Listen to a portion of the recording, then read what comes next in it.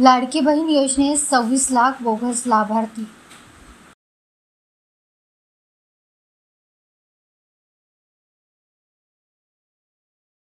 राज्य सरकारच्या महत्त्वाकांक्षी मुख्यमंत्री माझी लाडकी बहीण या योजनेत मोठा गैरव्यवहार उघडकीस आला आहे। सरकारच्या शोध मोहिमेत तब्बल 26,34,000 बोगस लाभार्थी समोर आले असून हे सर्व लाभार्थी पात्रतेच्या निकषात बसत नसतानाही दरमहा 1,500 रुपयांचा निधी घेत असल्याचे निष्पन्न झाले आहे। त्यामुळे राज्याच्या तिजोरीला मोठा फटका बसत असल्याचे स्पष्ट झाले आहे। या बोगस प्रकरणात दोन्ही उपमुख्यमंत्र्यांच्या जिल्ह्यातूनच सर्वाधिक अपात्र लाभार्थी सापडले आहेत। पुणे जिल्ह्यात तब्बल 2,04,000 बोगस नावे आढळली तर ठाणे जिल्ह्यात 1,25,300 बोगस लाभार्थी आढळले आहेत।